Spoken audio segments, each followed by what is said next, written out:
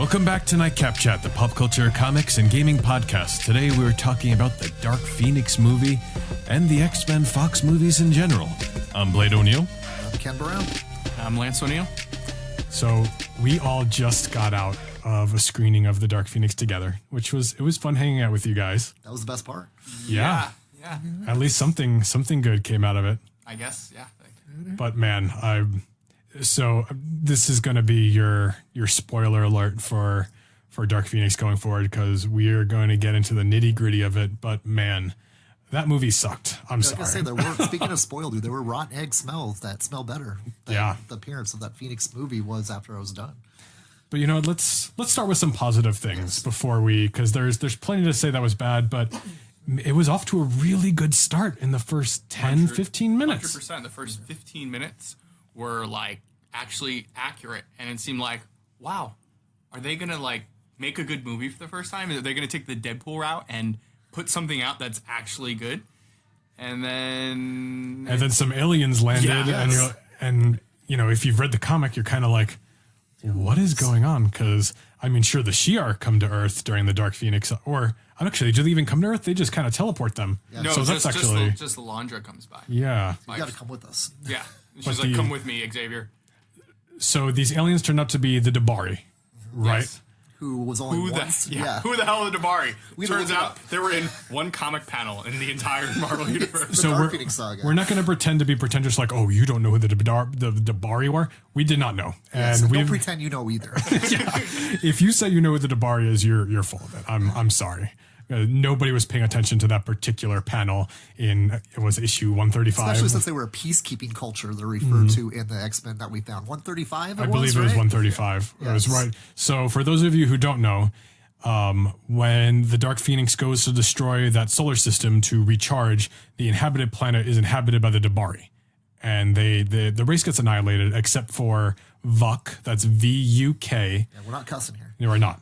And that's who apparently Jessica Chastain's character was playing, was this male alien. Which is fine. I mean, they're shapeshifting. It's okay. Sure. It's okay to have your adaptations for the comics, because you don't want to watch a movie that's exactly like the comic, because then you know what's going to happen and it kind of gets boring, which Marvel Comics does. You know, they did Infinity War. They did a couple things like, oh, Nebula's in it, and Thanos kind of tortures her. So it was like, oh, you kind of did that. That was cool. And they started doing that with this, but they just completely decided, I'm just going to do random stuff that happened in random parts of different Phoenix sagas, and it just didn't work out well at all. Yeah, I don't know even how to explain how I feel about after this movie, because this was the end of the X-Men saga for the Fox run of their run on X-Men. And it's weird to say that I've never seen a movie franchise start off with such a promising start and then forget what they were doing each time they made another movie after X-Men 2. Every time.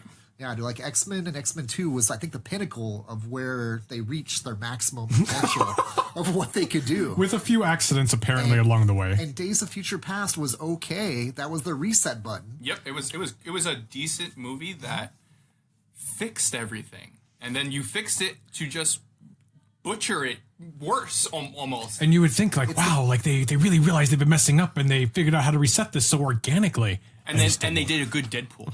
That was the other thing. They did that, and then we nailed Deadpool. They must be going in the right direction. Maybe Disney's helping them or something. But that's the funny thing, too. They kept that 7 degrees of separation with Deadpool in the X-Men movies. In any of the X-Men movies, they never had Deadpool appear once. Except, wait a minute, the Wolverine, that's the one where Wolverine... X-Men Origins Wolverine. Yeah, X-Men Origins Wolverine. But they're pretending that even didn't happen. Yeah, they didn't pretend that even happened there, too, as well, which is kind of funny. But everything else, like, they never introduced Deadpool into their storytelling, which was the only thing they were getting right during the Deadpool movies. And it was funny too, they almost like did the whole thing like X-Men are gonna ruin the Deadpool movie, so they didn't even let Deadpool in the room of the X-Mansion where the X-Men shut the door. And so it's hilarious. They're kind of saying Deadpool ruins X-Men movies, but it's kind of the opposite. X-Men ruined the Deadpool movies. You know, I never thought about that way. You were absolutely right. They didn't want to have the X-Men ruin Deadpool. That's funny. Well, think about it, too. Because you can't tell me Colossus was that likable in the Deadpool movies. Well, still, Deadpool was the most likable character in that movie still, which he's supposed to be. You didn't like that version of Colossus? It was okay, but it was, I don't know, like that. And Negasonic, too. I mean, she was okay, but they could have put any two X-Men characters in the movie. You're right. It was interchangeable, for sure. And it was just And Colossus they used both times, if I'm correct, yes. right? And, okay, it's like, cool, dude. Colossus works. Is that just what they feel? It's like, let's just keep Colossus coming back? Or throw someone else in there that's an obscure X-Men. Do you know what I mean? Like, I'm trying to think who else would be a fun, obscure X-Men to throw How about a Phantom X or something? Like, that would have worked really cool. And just something that more or less makes it...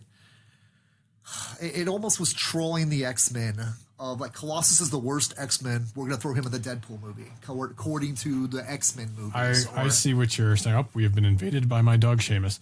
But you know what Deadpool did do right that the X-Men franchise never did right was Juggernaut. Yes. They handled Juggernaut flawlessly. Well, they handled Juggernaut and Colossus really well, and they made them big, which was really an annoying thing that they did before. When they did the first time they did Colossus, it was just like some regular kid, and he just had metal armor, and he wasn't big or strong. It was like, okay, great. I guess it was relatively big compared to what the 12-year-olds. Yeah, it was kind of a joke. And then the Juggernaut obviously not saying I'm the Juggernaut to Kitty Pryde. That's how horrible this movie is. We're already sliding away from Dark Phoenix. Yeah, it was. We don't even want to talk about it. Yeah, it's okay. I think now that the Dark Phoenix movie's here, and in our humble opinions, it sucked. And if you guys like it, that's fine, because it had its moments. Like I'll admit it has moments, especially in the beginning.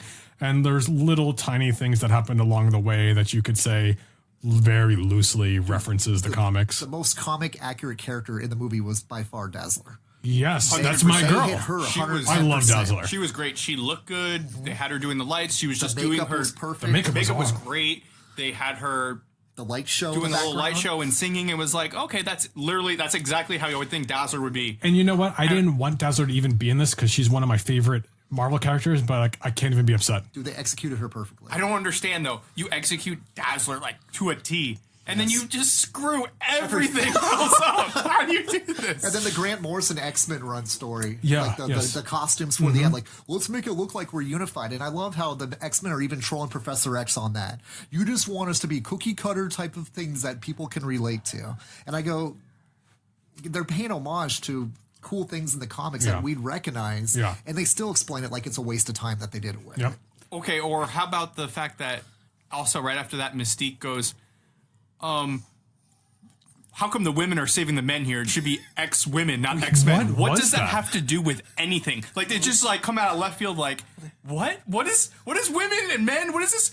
I thought this was just a mutants versus humans thing. Now it's a sexism thing? Like, what is going on? Yeah, that was a really weird line that felt so forced. And I was like, what are you talking about? Because Jean saved you? So now it's the women are better than men, let's be X-Men. We'll even take that to the next level to Professor X and his statement about the aliens. I mean, Professor X has been about assimilation of all people in society since the beginning of X-Men time. Mm-hmm. And as soon as the alien, those bastard aliens must be defeated, I'm going, there's one guy that you think would try to reach out for something that's different and try to find out whether or not there's a possibility of getting this worked out. It would be Professor X. In this case, he wanted no part of that. They were too busy making Professor X the villain. Yes, the whole freaking movie is going back and forth. Villain, hero, villain, hero. Like, what was that? And then Beast Magneto was the biggest hero of the movie. Absolutely. Which was great. He was like, wow, I'm wrong. We should not be killing Jean because she's possessed by a being. Yes. Like, wow, okay.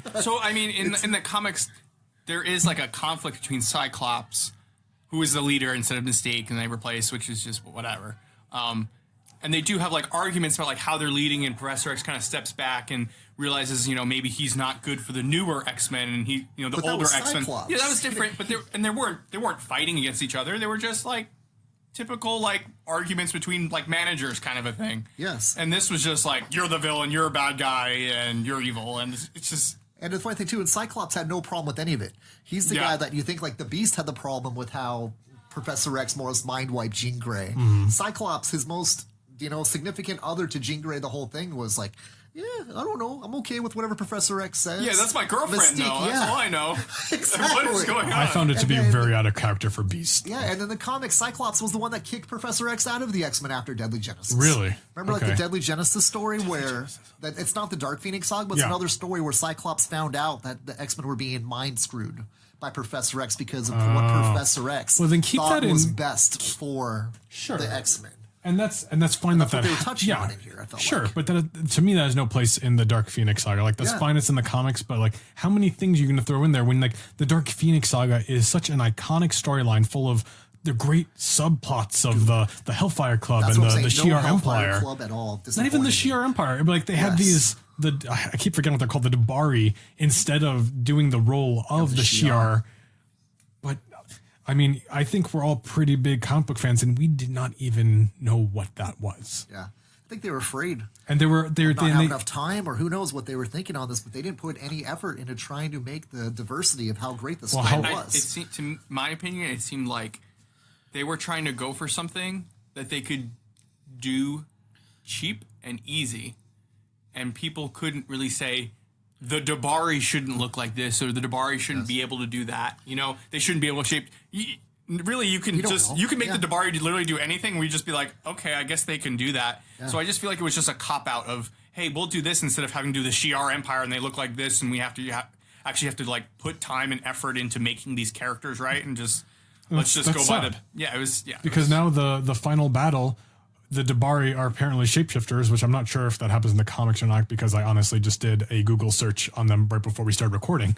But I think there's like one paragraph of any kind of comic information. Yeah, there's the final fight. Since the Dabari all shapeshifted into humans, you have these humans just charging like spazzes at the Dark Phoenix. Like, that's what we want for this big epic final showdown, is these stiff looking people like, I'm running after Dark Phoenix and I just get disintegrated. Instead of like, if they had the Shi'ar doing that, like these armored beings, I'm like, how much cooler would that have been to see the Shi'ar trying to fight the X-Men in that final battle, like kind of like the last battle for the trial of Jean Grey, you know? Yeah. We've been on the trial of Jean Grey. I think a lot of people may also forget about the fact at that point, Jean Grey, the Phoenix Force, was dormant. It was more or less the X-Men versus the Shi'ar Empire. And for the fate of Jean Grey. Yeah. Because even though that Jean wasn't in Phoenix mode at that time until the end of issue 137, where she started losing control and the Phoenix Force started taking back over again, where she put herself in front of the cannon and just said, it's done. Do you know what I mean? this is the only way, Scott.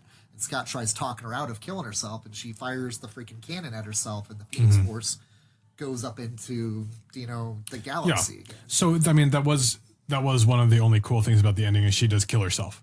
Yeah, because they in the Last Stand they had Wolverine kill her, which I think is only a reference to, was it that White Phoenix stuff like End Song or something? It was Grant Morrison's run, like that, where wasn't Magneto versus Jean Grey the thing too, and wasn't that the end of the Grant Morrison run? Like Jean, like I just know it was a much later iteration. I think is really what my point is. So like that she didn't have that sacrifice. I think take her out of her misery. And that's why they did it. And I guess I didn't really have a problem with it at the time, but it was nice that she did, sacrifice herself. But the only thing I didn't like, though, the whole, like, even at the end when she was about to kill herself, it wasn't like we need to stop her because the universe is at stake. It's, she has to kill this one person, and then, she can't do it here because she might kill some of the X-Men. So let's just go to space and I'll kill myself. And like, that's it. Like, it should be not just a global thing, a universe thing. Everyone it should be this huge, massive thing. And instead we're just fighting on a train in the middle of, I don't even know where, because they don't even reference any part where you are in the movie. They don't even tell you, except for one time you're like, oh, this looks like New York City. I must be in New York City. And they say, oh, she's in New York. And that's the only time they ever say where you are. So you don't even know where you are. But it's like such a joke. Like, the universe should be at stake, not just 4 X-Men that are useless. Like, we don't even care really about anyway. Because Storm had 4 lines and Nightcrawler did some teleporting, and then Cyclops was like, oh, Jean. Yeah, it was. I don't know. I just think there was so much poor execution in it. Like, we're trying to define what the parameters of the Phoenix Force with Jean Grey, because I said too, she couldn't control it, but then she could control it super easily, and it was going back and forth so undefinitively about what her grasp of this power was. You know, she was so afraid of it when she went to Magneto. And then towards the end, she realizes, you're messing with my friends. And then she's completely under control of it. And then did she give some of the Force to her? Yeah. I've never seen that before, too. They didn't really explain that. And they also said the chick, the blonde chick with no eyebrows, she says she's so, first of all, she was so, like, it was like hard to watch. She was so ugly. Like, I couldn't even deal with it. Sorry. But don't mean to be toxic, but Jesus. Don't shade. She looked like an alien, so I guess that's why they booked her for it. Well, Jessica Chastain's never coming on our podcast. Thanks, Jessica. Nice to have an opportunity to talk to you. But the Phoenix Force, like her giving it to her and her wanting to have it, it doesn't really make sense. One, and two, she even tells her like it chose you because you were special. So is she special or is she not special? Because she just kind of like gave you some of it, which I get because in the Avengers vs. X-Men, it was split into 5 or 6 different people. It was Namor, Cyclops, I think Emma Frost, Frost, and then somebody else. Let's say go one Oh, more. I think Magic and Colossus. Colossus. And they all had it at one point. So I guess, yeah, it's happened before where it's been split. Okay, it's fair enough. But this is not what we're doing. We're not doing, there's no Jean Grey and we're splitting up the Phoenix Force. This is completely like a different. stick of lipstick. It's like, oh, you want to borrow my lipstick? Okay, here we go. Let's kiss. Yeah, exactly. Go. What is happening here? And then by the time you give it, she's trying to take it from you. And then by how you're going to kill her is by, okay, I'll give it to you. And you die. What? But I'm also going to explode. But like, it just didn't really make any sense. Like, then she's coming back, and that's why the Phoenix Force flew by in the distance in the sky when they were. Which who cares because they don't have the rights anymore. That's great. You know, that was symbolically the Phoenix Force flying off to Disney. Yeah, there was no finality in this movie at all. I mean, everything went back to normal. As the X-Men, let's go back to classes. How incredibly disappointing! I thought we were going to get closure to this Fox franchise, and I don't feel like we didn't even get that. They named the school the Jean Grey School. Professor X gave up his name. What's really dumb is they also tried leaning it back to X-Men 1 because they're playing. Xavier and Magneto are playing chess, so it's just like, oh, well, watch X-Men 1 because that takes place in 2001 because it's supposed to be like present day, and that's like when the movie came out. So they're gonna be old by 2001 apparently, from 93 to 2001, and they're gonna play chess. I don't know. Man, like goes full circle. Yeah. They aged pretty hard in 10 years. That's for sure. From like the 60s to the 90s, they like don't age at all. But from the 90s to 2000, man, it hit them hard. Yeah, they should have thought that a little more through. So now, like, one of the biggest questions is like I think we just touched on it. Like they don't care about the continuity of their past movies for some freaking reason. Just their last adventure together, how Apocalypse is defeated. She summons the Phoenix Force, which was apparently inside of her. But, like, how was that even possible if she got it at the beginning of this movie in 1992? Yes. What was that? They didn't even explain it. They didn't even say, like, oh, you had a psychic connection this whole time, so that's why that was that thing when you defeated, Apocalypse 10 years ago. Like, now it just doesn't even make sense. Like, they don't even care. Yeah, that's the thing, too. That's the whole point, is I really don't think they care about how they tied this up. It's apparent. Yeah, and I'm sure the box office is going to reflect that. It was the weakest opening day of an X-Men movie already. They didn't give any fan service at all. Except for movie. Dazzler. Yeah, except Dazzler. You're right. That was it. Dazzler, and then the whole thing of, like, even the whole, after Jean Grey was dead, X-Men number 138's opening page showed like Cyclops walking up and putting a flower at her grave. I go, that's what's going to happen here. Oh, and all they did is they put up the sign on the X-Men. That's pretty cool. Yeah, that's a good point. Like, wow, that's X-Men 138's first page. How cool is that homage? But they even screwed that up for fun. And I don't know if they did it on purpose. I don't think anybody does anything that bad on purpose. But it feels like they're trolling fans at that point. I mean, even when they're on the island, you could call it Genosha. Everyone would have been clapping if they heard the word Genosha. I would have been excited. You're the one who pointed it out to me, though, with Genosha. I didn't get it. Yes. I was like, oh, Magneto's got some land. Like, I guess that makes sense. That's the island of Genosha. I get that now. Or they didn't even know what it was, and they were just like, hey, at some point I know he gets like some land, so let's just do that. I feel like they listened to books on tape and then wrote a movie. They fell asleep after the first 15 minutes of the books on tape and then dreamed what they thought should have happened and then wrote that as their script. Like, who knows? I don't understand why Raven's death was just such a prevalent, part of the plot. Like, did you really have to do that? It was really the best part of the whole movie. Right. She died, and I was like, thank the Lord. I don't want to hear her open her mouth in any other movie ever again. I used to really, and I think I still do like her, but man, that was just bad. I don't know if that's Simon Kinberg's fault. I don't know if this writer's fault. I don't know if it's Fox's fault. I don't know if it's all of their faults. But that was bad. I think it was I feel like it had to be a directing thing, just because it wasn't written very well. A lot of the lines was just like, what are they going to say next? And literally, if I would have gotten it 10 out of 10 times, not 9 out of 10, 10 out of 10 times, I would have told you what the next line was. It was really poorly written. Well, didn't you hear me? Like, yeah, I heard you. But while I was watching the movie, I'm also thinking things in the head. What are you going to say next? This? Oh, shocker. It was just very B-list movie kind of writing. And it wasn't well acted. And I'm not going to blame the actors, because some of those actors those are great actors, but the lines aren't hitting me very well. And it's just like taking me out of the movie. And to me, that's a directing thing where it's like, you want them to say the lines like this, and this is just not working. Yes. And I'm not just, this isn't wrong off a comic standpoint. This movie was bad off of just a movie standpoint. It just wasn't a good movie, period. I kind of have a little thought pop through my head now, too. Have you ever, I'm sure everyone's heard of the phrase senioritis. Yeah. Didn't this movie feel like it was senioritis of Fox? Feeling like that we just got to get through finals, get on to whatever's happening next. As long as I don't get an F, yes. I'm gonna graduate. I'm done, dude. I've already graduated. I mean, I already know, like, I can probably just fail the rest of my finals. I already know that I've got my diploma coming. That's fair. Yeah, we were just bought by Disney. Yeah. It doesn't, as long as they make their money back, it doesn't matter. Exactly. It's like we got paid, we got our diploma, and let's just get through this Absolutely. and kind of move on to what's next in our life. They knew there's nothing coming after it. So who cares? It was a there's closure. not going to be a second movie. So let's kill Raven. Doesn't matter. We don't need her ever again anyway. It's not even that melodramatic of a death. Yeah. I mean, that was the worst melodramatic death I think I've ever seen. It's like that. I should be more touched by this. And I mean, Beast didn't even, I was hoping, like, what was the connection between him and Beast? I didn't even know they had a relationship until this movie. Well, did Beast and Mystique have a relationship before this that I just forget about? Because I forget about half these movies that X-Men do. I think they've been like doing that in the because they're both blue. Okay, they love each other. I remember in first is class, Nightcrawler. What's he? Is like that? In first class, he made the best friend. Then I guess he's not her son. Yeah, right. Oh my gosh, that's right. Yes. Yeah.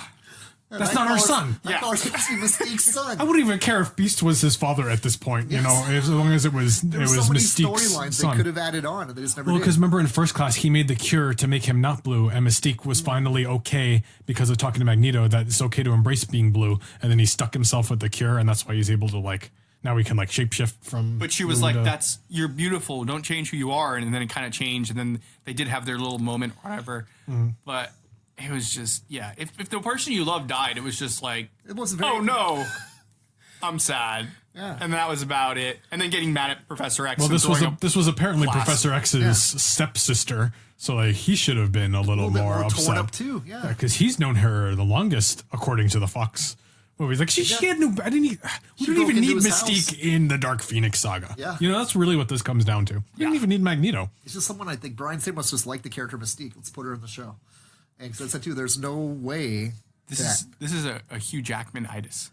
Let's just take a big name and then just hope people are just going to come to see her and make money off of her. That's what I feel like it was. We're going to make her the lead of the X-Men, which is kind of what Wolverine was, kind of I'm kind of the lead, but I'm only following you. And then they did that with her because everyone loves Jennifer Lawrence. We have to put her in 90 movies a year and have to see her in literally everything. And I'm so sick of seeing her face in every movie. I do like her. She has her moments. She's in everything. And you don't have to make her the main point. Why do we care about Mystique in the X-Men? She should be more of a brotherhood than an X-Men. Why couldn't I don't understand why they didn't have the confidence. They've never had the confidence in Cyclops. I mean, they killed him off after Cyclops X-Men 2. It's a throwaway character in these movies. Right? And then, this was his chance to step up and lead the X-Men. It's been 10 years.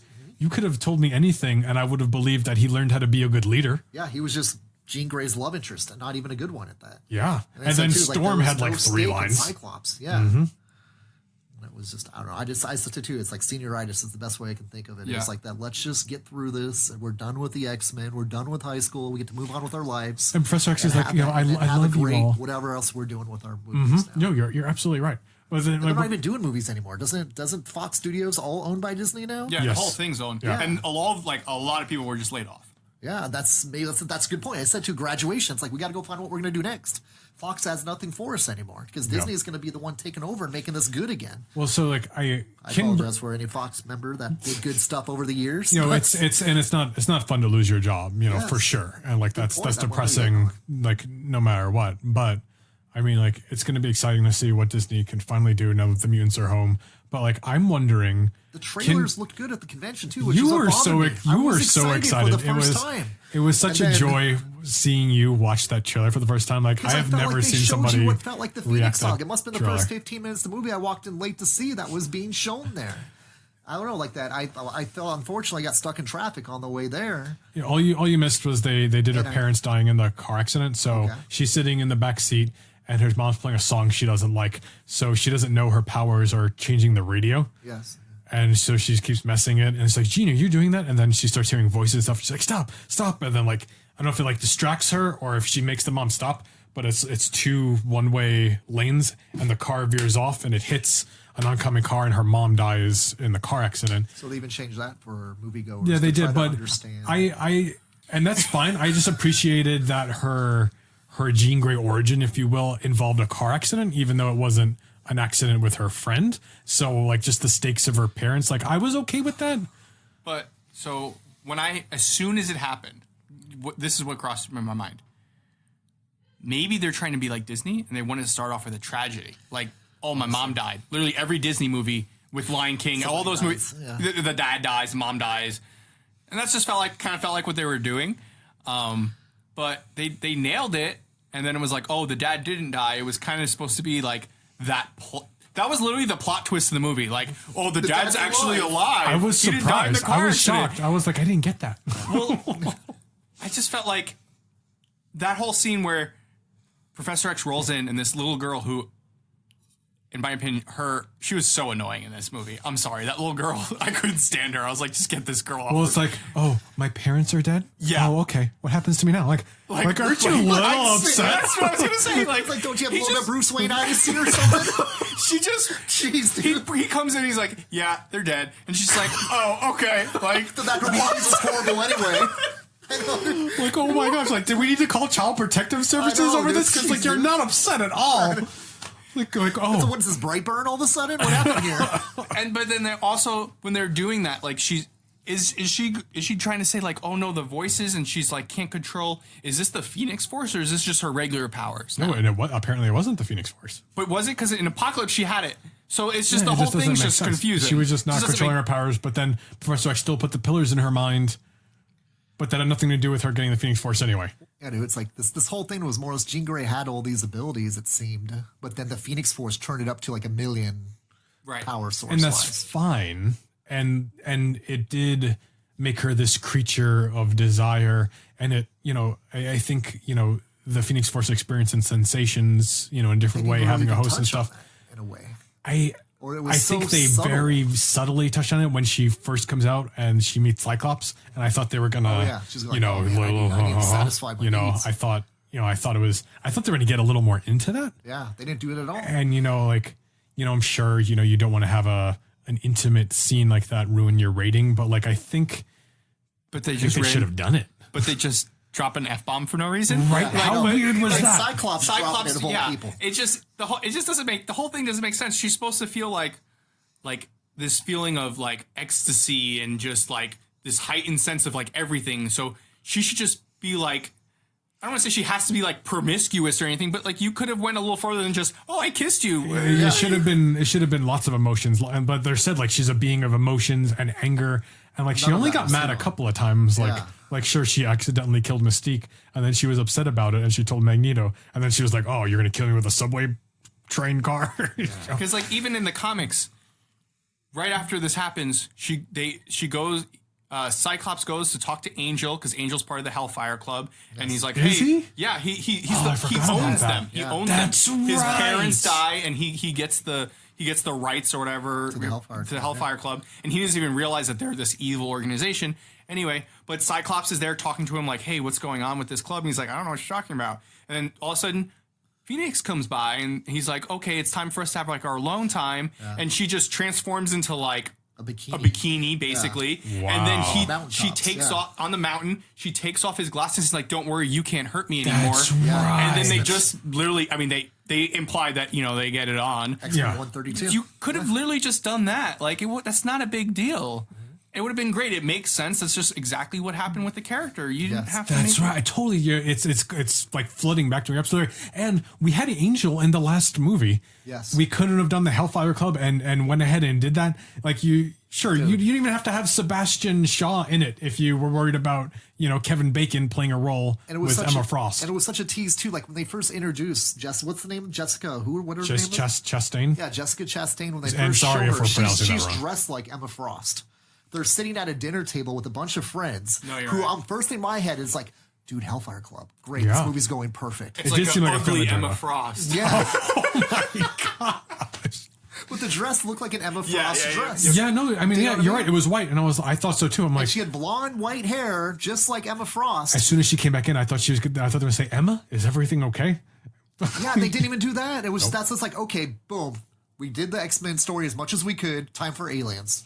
We got to have the alien impact here. Yeah, and it was just like that's where it lost it for me. I'm going, this movie is really going good. I'm liking where it's going. And then all of a sudden, the dog barking and aliens just killing the lady, and then coming back and like, oh, by the way, I'm killing you guys too. And here's my And army. what were her powers? She like made your stomach collapse really hard. Exactly. She's going to make your stomach collapse to death. Bad indigestion. What was that? I don't really understand. That was the I only don't- way she killed people. I Like, don't know if she was like absorbing them because like she did it to Phoenix's dad to try to get him to Yep. talk or something, Yep. which was kind of dumb because he was just. There's no information either. Yeah. There's no thing to give us information. It's like, I want my lawyer. I think I want to talk to my lawyer, and she's like, "Oh well, I'm just gonna like kill you." What did you the lawyer's not really. First of all, why would you ask for your lawyer? You're completely innocent in this. Like, someone just came to your house and blew your shit up. You don't need a lawyer to come talk to you. I'm sorry. I just thought it's just none of it made any sense. I feel it was a bunch of interns like doing their program and like a film school just submitted their ideas and okay, let's go with it. I mean, it was just really so random about how bad this script went after they introduced who would have hopefully been the Hellfire Club. On top of it, they made them shapeshifters, but it also made them like somehow like they knew everything about Earth. Like they walk into the police thing and they're like, "We're FBI." Was the lady an FBI agent? I'm confused. She doesn't seem like an FBI agent. They were apparently on Earth because when she found the rest of them, it was like, this is all that's left of us. And it seemed like they've already infiltrated Earth. Yeah. So we had all this backstory that we could have been setting up for movies if you really wanted to do this. And why isn't Mystique one of them? Huh. That would have been a great twist too. It's like Mystique is one of them herself. Have her be the bad guy. Oh, come on. We would all be bitching about that right too. now. Like, oh, Mystique's an alien now. The whole movie's. Why don't you just make it a whole twist? At least make it entertaining because the movie wasn't good. You're not really going by the comics. You're just literally taking everything that's ever happened in a Phoenix, somewhat that's related to a Phoenix, and just pushed it into like one character. Because that blonde chick, she's Emma Frost. She's Mastermind. She's the Dabari and the Shi'ar at one time. It just doesn't make any sense. It's a shame. Like, if they should have just planned ahead for this. I don't understand why they didn't. Yeah. And, you know, Simon Kinberg's been a director. I mean, I've been a producer on a lot of the X-Men movies, if not all of them. Were they not able to get anyone else to direct this? So he's like, man, I'm just going to have to do this myself. And obviously he's a terrible director. I'm sorry. But, you know, I read an interview that Kimber's like, yeah, you know, I just thought, you know, the X-Men have so much good lore that, you know, they just work as their own franchise separate from the rest of Marvel and blah, blah, blah. I'm like, that's stupid. You know, they're part of the Marvel universe. Yes. Most of their own movies should probably be X-Men centric because they do have a lot of characters and that's fine. But like, even if you look at the 90s cartoons, when they have the Phoenix Force leave, they weren't afraid to show a quick clip of Doctor Strange and Thor and Uatu. You know, like it's okay. Like, this is a big universe. Like, don't be afraid. And like, that's really narrow-minded thinking. And it's clear that Kinberg has no idea what he's talking about. Like, I'm sorry. He was like, oh, Blade, you're not a big Hollywood director. Like, shove it. Yeah, exactly. Marvel's been doing it for 11 years now. And another thing, too, I was trying to really do hard while watching the movies. Like, okay, ignore the fact I'm an X-Men fan. Can I believe this movie's good without knowing anything about it? You're absolutely right. I really have a hard time believing that if I'm never picked up a comic in my life, come in and watch this, saying that I would have enjoyed this movie. I really don't think I could have. I tried going in with an open mind, Me too. I really did, and I was just trying to like, I'm gonna ignore the negativity. They're saying it's not really doing well, but hey, people have been. I've seen movies that like Rotten Tomatoes said like it's terrible. I'm like, that was a pretty good movie. I don't know. Sometimes the critics, sometimes critics are wrong. Nobody's perfect. It's just your opinion. Watching this movie from a movie standpoint made no sense. It made no sense. Didn't go with the last movie. It was poorly written, poorly directed. It was just. It wasn't done well in any way, shape. The only thing good about it is they did a good job with the special effects. Good job. Any movie can do that. I've seen Avatar. They did great special effects. The movie wasn't very good. The special effects didn't even make sense either. I mean, the storm lightning. That was the worst storm lightning I think I've seen out of all the X-Men movies. That is true. And why can Storm control weather in space? The thing, like, let's show how she can make ice cubes for the liquor. Wasn't that something she did too? Remember that at the party? That was the most interesting she did the entire film. film. Like, I need more ice cubes. I'm like, are you serious? And he was all rude about it. He's like, rocks. And then he was like, thanks. Dude. Like, okay. Thanks, Cyclops. How come, like, so remember X-Men? What happened to Iceman? I know. Where's Iceman? He's making out with Rogue somewhere. Exactly. Remember in the first X-Men movie, they're all captured in the Statue of Liberty, right? Yes. And X-Men, and he's like, light him up, and he's like, I can't. We're in this conductor, like he can't shoot lightning. And now she's on a metal train, just shooting lightning like crazy, like nobody else is gonna get hit by this. I was like, okay, she has precision with her lightning bolts. She's developed her powers. A bolt of lightning into a giant copper conductor. I thought you lived at a school. Exactly. And that was a great line. Man, those were the days. Those were the days. That one movie. Who knew? Because the costumes sucked. Yes. And if you look back, Hugh Jackman's hair doesn't exactly hold up. And Hugh Jackman's hair, he's 6 feet tall. I mean, also he's 6'4". I love watching the scenes of Storm walking next to Wolverine inside of the X Mansion, and Storm's like 5'4", Halle Berry, and then Logan's 6'4". Yeah. I'm kind of going, wait a minute, that's supposed to be reverse. yeah. Look at this here. And if anyone's read a comic, literally like every other comic, they're just calling like every other line's just like, listen, short stuff, and it's just like, okay, I don't know. I don't know.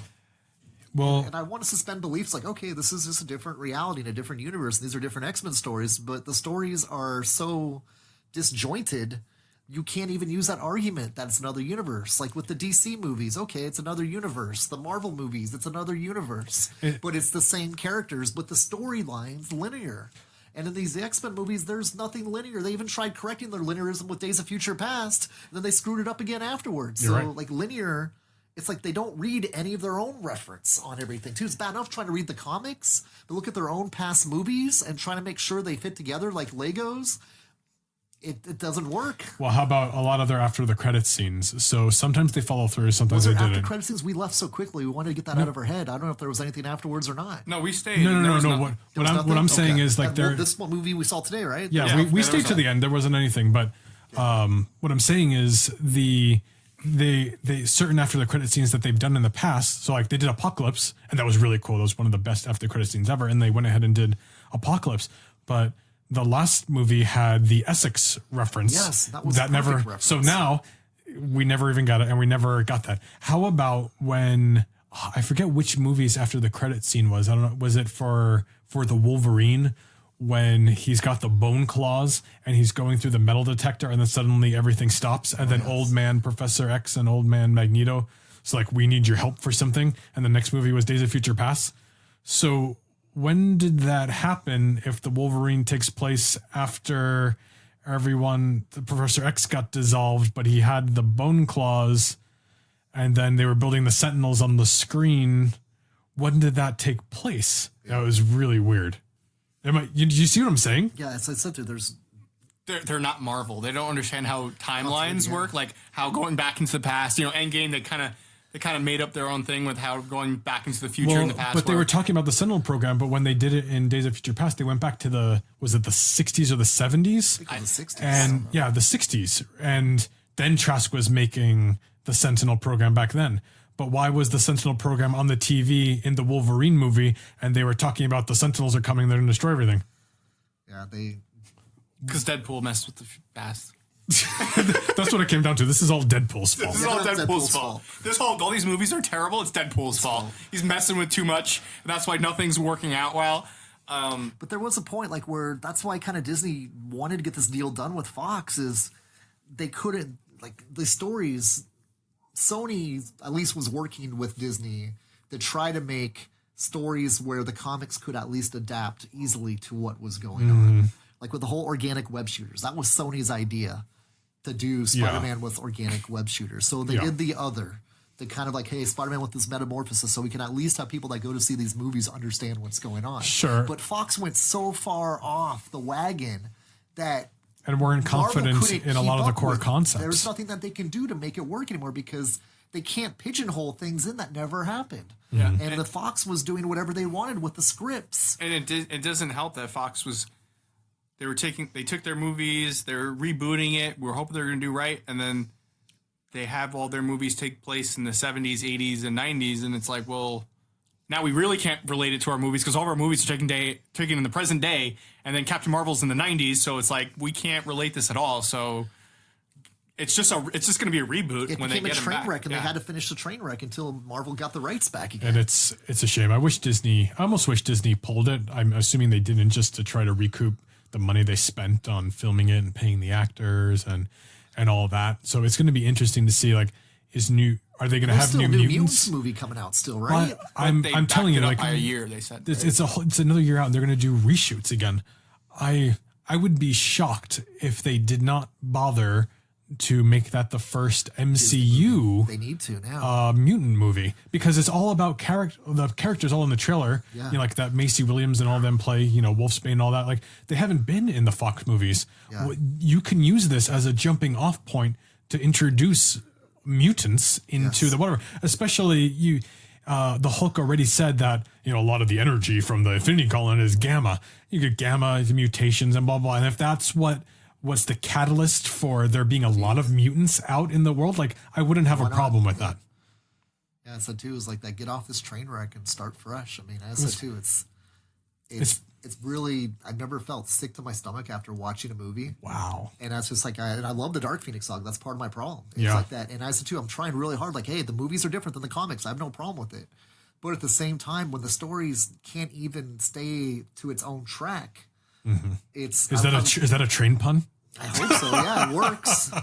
But it worked better than the movie did. But it's the movie on the train. That movie on the train. Dark Phoenix on a train. But it was just they did no character definition of any of those characters in that movie. Especially the ones that deserved it, like Cyclops and they wanted to make you think they were going to develop any of the characters, but none of the characters were developed. Professor X, even, you know, going back and forth on what's his true intentions, what's his true ground nucleus. You know, you still don't know what Professor X's nucleus as a person is. And he goes with whatever the wave sends his way, type of thing. If people love me, great. And that's people wrong. hate me, oh man, I suck. People love me, I'm great again. Do you know what I mean? It's like there's no definitive identity to any character in those movies. And I don't really even like the fact that they maybe the Beast. That's it.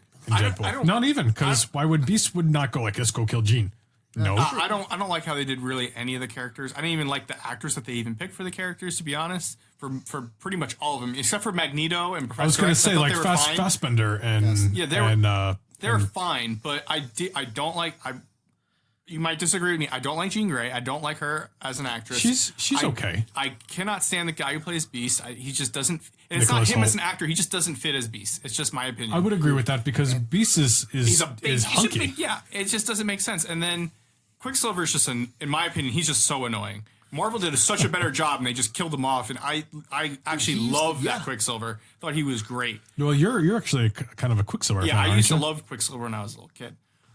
But it's just, the movie was just so, they just didn't do they didn't do justice with the characters. And especially, like, it's been almost 20 years, and, like, they never really did a good Cyclops or Storm. I would even say. That's the thing. Storm, why is she so young with the X-Men? She's supposed to be like this kid who's like stealing things to survive because she was abandoned as a child. They did. You missed Apocalypse. I know you didn't see Apocalypse. I think they kind of touched on it. But she's still too young. But then they have Apocalypse find her. She still shouldn't really be there still. She's too young to be even part of an X-Men. She's like an adult when she becomes an X-Man. If I'm correct, right? Yes, she's an adult when she becomes an X-Man. So like it's just Professor like X goes to Nigeria or to Kenya to find her, to help get a group to get the X-Men that have been captured by Kokora. Yeah, and she's supposed to be this like cool chick who's like, oh, I know how to steal, but like She she's thought like of the goddess. yeah, at and that she's supposed to be point. this great Yeah. person, and Yeah. she's just some And that- boring teenage. And how storm. neat that would have been. Like, man, you know, they did not have faith in what they had the rights to. They didn't have faith No. in the material. They didn't. I said too, it's sad like when you get something and you don't have faith in the material that you invest in. Well, you know what? They didn't have faith in Deadpool because if you look at X-Men Origins Wolverine, they're like, no, we're going to sew his mouth shut. You know, sure, he's got swords, but let's put those swords in his arms and make them Wolverine katanas. Give him laser shooting out of his eyes. Yes, that would be great. And then, he's got He's the mimic, not Deadpool. He's got a teleporter belt in the 90s run. Let's just make him teleport too. Like, what? But then they're He like, was more the mimic but than he was Deadpool. But Ryan Reynolds like begged and begged and begged and like, let's just film, let's just do a test thingy. It's like, you know what? We'll give you a very small amount of money to do this R-rated film. And you know what? It was a huge success. And you know what? That Deadpool Origins movie was pretty right on. They even did the Francis thing with Ajax, which I never would have dreamed of seeing in a Deadpool movie, especially something from a Fox standpoint. Yeah, we're kind of hinting at this while we're eating. It's like, it's funny like that. If Fox can focus on one character, they're fine. Once they get multiple personalities involved, I don't think they know how to write the scripts for all the actors, or it's just they forget what they're doing. Because Blade was the same thing. People loved Blade movies. And even The when first you two were threw in, good. like, you know, the one that sucked was when they added in Ryan Reynolds and Jessica But you know, and Jessica Biel. Jessica Biel. Yeah. but you know what? Ryan Reynolds just played Deadpool. Yeah, and he Tell did me- great. And it wasn't Ryan Reynolds' fault that Blade 3 sucked. It was the No. fact they put in Triple H as like a vampire and the dogs that were like running around vampire You dogs. made a vampire Pomeranian? Yeah, Like, dude. It was okay, just it that's what we became needed. more unserious than serious. And to instead what of they were saying and they with made material Dracula. was. What did they call him? Drake or something? can't I don't remember now that. this I don't remember that part. They started calling Dracula Drake. Like, yeah, like you're not confident in Dracula. He's Drake because this is the cool thing to It's to Drake's do right thing. now. Oh, I'm Drake. Drake. Okay. But as the two is like that, Fantastic Four were kind of debacles in some ways too. I mean, the first two weren't as bad as the third one, but The it reboot. was the reboot unfortunately didn't go over quite as well as the first I didn't two. even bother watching it, but I had somebody tell me about it. It almost makes you feel like maybe they should have, when they did the X-Men. I know like Marvel did everything pretty much correct. Like you can't say Marvel should have done this. They nailed like basically every character. I would never have thought that we would have had an Ant-Man movie. Forget about two Ant-Man movies. And enjoyable. And they were actually like good. Yes. They were better than any X-Men movie. The trailers were worse than the movie. Yeah. I've never but- seen that before. Maybe they should have done the X-Men like Marvel did the Avengers. Now, I know the Avengers have a much bigger following because it's like Iron Man has his own comics, but maybe you should have done Storm's own movie and give her an intro, or give Professor X and Magneto their own movies and done it that way and introduced them and then made the X-Men, but not something that took forever, something kind of quick. But I just don't know how you just constantly mess it up, try fixing it, and just make it worse. It's the definition of insanity. Yeah. It feels like insane people made these movies. Yep. And it's funny too because some of our favorite things of X-Men with Fox over the years were the cartoon series. Oh, 100%. Yeah. The cartoon series was amazing. And they took material almost exactly from the comics. They made it work. They added in other people, obviously like Jubilee and Gambit, and then they made Morph die in the first episode and come back a villain. But those are little things that they had to make their own little uniqueness to it. But it didn't destroy the series for It did us. it, but the core of the story was there. The characters were correct. Yes. I mean, they even had the right accents. Like they even had details like Moira, like she sounded like she was Irish. You know, Colossus sounded Russian. You know, how long did it take us to get a Russian Colossus? And you I know? kind of think maybe it's like, we got to get this all done in 2.5 hours. We can't do the same type of stuff that we Well, did over in the cartoons. Dark Phoenix or- Saga should have been set up in a movie before. Yeah, and we were talking about that too. Like the cartoons were 5 episodes, right? 4 episodes. It was a four-part episode too, and it was story like arc. 20 minutes per. That's only. But 80 that was minutes of just the material. Dark Phoenix Saga. The Yes. Dark Phoenix Saga starts on episode, it's either 11, 12, or 13. The Phoenix Saga is episode 1. Okay. So they do the Phoenix Saga first, and then they go off and do, I think, like the Savage Land and some other things, and then they do the Dark Phoenix Saga. Even in the comics, though, Phoenix starts at like 109. 101. 101. Yeah.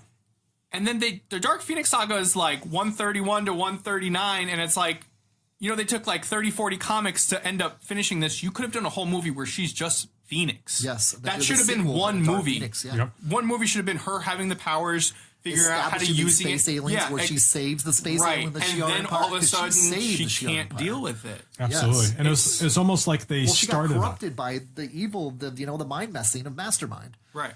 And now Jessica Chastain told her some stuff. It would have been a great movie if you'd done the Phoenix, a movie with just Phoenix. She's going around. It doesn't matter who you pick for the bad guy for that. Do whatever you want, right? She helps fight with the X-Men, and maybe while she's helping fight, she's having these weird, random flashes of this guy, and she thinks it's part of her ancestry. Why am I having these images of being married to this dude? And then it comes full circle in the next movie. Full circle. And it's amazing what happens when you come full circle, like Marvel movies do. Yeah. I don't know how many times I've gone back, and I was telling you this the other day. And I was watching Age of Ultron, and it's probably the worst, of the Avengers movie. It's not bad, but it's not the best Avengers movie, right? It's whatever. It's fine, yeah. But there's so many things that I'm like, you snap. gotta listen to this. Like, he blew my mind when he told me this. Yeah. Go ahead. So when Scarlet Witch goes by and she messes with everyone's mind, right? She messes with Thor, and Thor goes through the Ragnarok thing, and that's what leads to Ragnarok. But that's something that eventually happens. She messes with Captain America. Captain America has this, all of a sudden he's dancing with Peggy Carter. That actually happens in the future. Yes, so... And then she messes with Black Widow. She goes back to her past. Why? Because she doesn't have her future. She dies. And the next movie that comes out is about her past. So all they're doing is they're making this whole thing come full circle, and this movie takes place 6 years in the past. And on top of it, even with little lines like Tony Stark's right after Ultron breaks in and he leaves and takes the scepter, Thor chokes Tony Stark, and he's getting mad, and he's like, I've not enough words to explain you, Tony Stark, whatever. And he starts like joking, and they're like, Hulk goes, this isn't a time to like laugh about this. And he goes, and he starts saying, remember when I, sent that nuke into space and wiped out the galaxy? And he goes, we're standing right under it. That's the end game up there. He literally says end game in Age of Ultron. It's like they knew the whole time. Like they have this huge plan out. And the X-Men, they can't even get one movie to the next movie. Like, it's not that difficult. Exactly. It's really not. It just doesn't make sense that like one. You have to put the time and effort into planning it. That's really what it comes down to. And it's just poorly executed. And Marvel just, I don't know if it's just because Marvel's done it so much better that it's just making Fox look so bad. I think Marvel took their cues from the Star Wars movie franchise.